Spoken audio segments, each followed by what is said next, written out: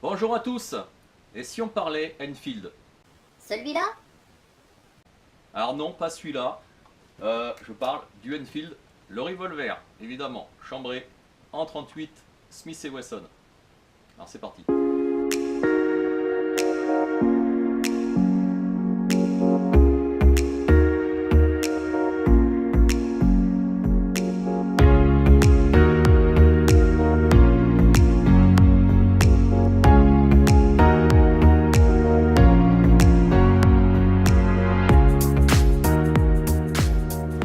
Alors pour commencer cette présentation de cette arme, je vais parler principalement aux personnes qui vont désirer acheter une arme comme ça et choisir un de ces modèles. Parce que dans le Enfield revolver, hein, le Enfield, il existe trois modèles différents et trois variantes différentes.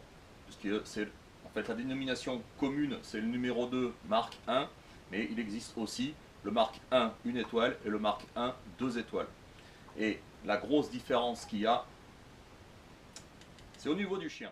Alors pour la petite histoire, le Enfield numéro 2 Mark 1, pas celui-là, il a été, on va dire, développé en 1927 dans la petite ville de Enfield, voilà, d'où le nom, qui se trouve à peu près au nord de Londres. Et c'est une arme qui est tirée directement du Webley. Voilà, le Webley anglais que l'armée anglaise avait en dotation à ce moment-là. Le Webley, lui, est chambré principalement en 455, aussi en 38, et le 38 Smith & Wesson, bien sûr, parce que le 38 Smith & Wesson a été fabriqué, a été créé par Smith & Wesson en 1877 aux États-Unis, donc ce qui en fait en gros une des plus vieilles munitions à percussion centrale au monde, enfin du moins du côté des Américains, et bien sûr alimenté en poudre noire. Donc le Enfield Mark I a été adopté par l'armée anglaise en 1932 et en fait comme il est identique au Webley, c'est-à-dire qu'il est à brisure comme ça et la partie barillet est solidaire complet du canon. Donc il se divise en deux parties, partie canon barillet et partie carcasse séparément, tout comme le Webley. Cette arme étant simple et double action. Attention, pas celui-là. Alors comment différencier les trois variantes du Enfield? C'est assez facile. On a déjà le numéro 2, MK1 Mark 1, sans étoile, sans rien. Et ce modèle, il a la crête de chien. C'est un modèle qui est en simple et double action. Ensuite, on a le modèle Mark 1, 1 étoile. Le Mark 1, 1 étoile a perdu sa crête de chien et de fait est devenu en double action uniquement. Alors, c'est un modèle qui est apparu en 1939. Pourquoi il a été fait comme ça? Tout simplement parce qu'il y a eu une demande des blindés qui ont voulu une arme, on va dire sécurisée, donc avec une crête de chien en moins, tout simplement pour éviter que si l'arme se balade, percute quelque chose dans le blindé, voilà, c'est pour éviter que ça s'accroche, qu'il y ait des dommages à l'intérieur du blindé. Voilà. Et de ce fait, en enlevant cette crête de chien, ça a allégé aussi les coûts de fabrication, les coûts de main d'œuvre, et ça a rendu une arme un peu plus légère. Très peu. Il faut être honnête. Alors, pour la dernière variante, c'est-à-dire le Mark 1 2 étoiles, c'est-à-dire celui-là, la version commando, c'est une arme qui est apparue en 1942 et elle est, on va dire, encore plus simplifiée que le Mark 1 1 étoile, puisqu'ils ont supprimé une pièce à l'intérieur, une pièce de sécurité de chien, et ce qui en fait encore une arme encore plus facile à produire. Alors disons que pour reconnaître facilement un Enfield par rapport à un autre, les Enfield numéro 2 Mark 1 sans étoile, ceux qui ont été produits entre 32 et 39, c'est ceux qui ont la crête de chien. Entre 39 et 42, c'est marqué ici, il y a une étoile. Et après 42, il y a 2 étoiles.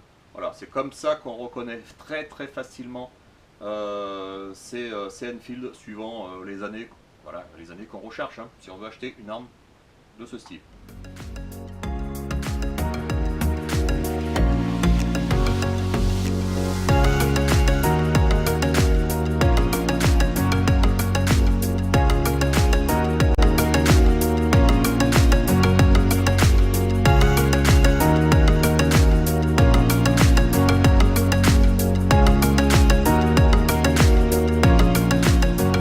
mécanique d'ouverture se situe sur le côté.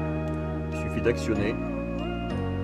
Et on remarque tout de suite le système d'éjection automatique des douilles.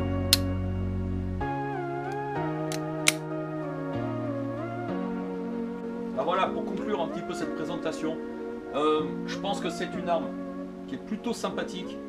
Il est clair qu'avoir une arme comme ça, eh ben, vous serez à peu près les seuls au stand de tir à avoir ce genre d'arme. Il faut se dire aussi que le calibre 38 Smith & Wesson, c'est pas un calibre courant. Voilà. Essayez d'en trouver chez les armuriers, vous pouvez être sûr que vous n'allez pas en trouver. Donc, la seule chose pour y arriver, bah, c'est refabriquer, c'est-à-dire recharger ses munitions. Pas le choix. Voilà. Par contre, à ce niveau-là, il n'y a aucun problème. On trouve des tables de rechargement, on va pas dire un petit peu partout, mais nous, en France, eh ben, on a un bon bouquin, moi je trouve. Alors, je parle pas du Malfatti, non, celui-là on peut l'oublier, mais c'est surtout le Garbrand qui date un petit peu. Mais voilà, les tables de rechargement, ben, il y a ce qu'il faut. Il y a une chose qu'il faut savoir sur le 38 Smith & Wesson, c'est que, voilà, je l'avais dit précédemment, le 38 Smith & Wesson, c'est rechargé à la poudre noire. Alors moi, honnêtement, je vous déconseille pas de le faire, mais voilà, trouver une table avec de la poudre noire, c'est peine perdue. Moi, j'en ai pas trouvé. Par contre, avec de la poudre vive, la poudre sans fumée, aucun problème, surtout avec des poudres françaises, PNF, enfin A1, A0, je sais plus ce qu'il y a d'autre. Voilà, AS, BA9, BA10. À ce niveau-là, on peut en trouver. Attention, hein, faut pas trop charger non plus. Ce sont des vieilles armes, mais la caractéristique du Enfield et du Webley à l'époque, c'était des armes qui étaient quand même en dernière génération. Voilà, c'est une des dernières armes à brisure comme ça.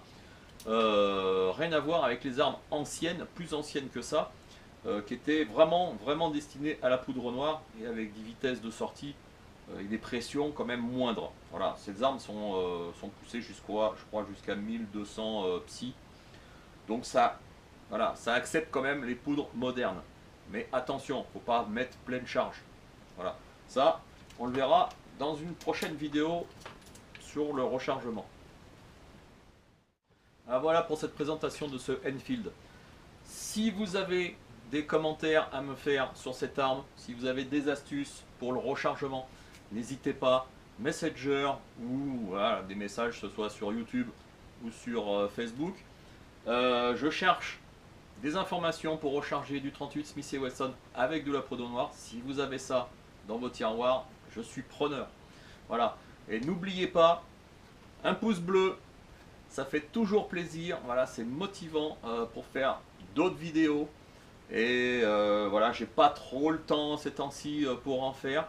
Les prochaines, ça sera le rechargement du 38 Smith & Wesson et bien sûr le test au stand. D'ici là, portez-vous bien. Ciao.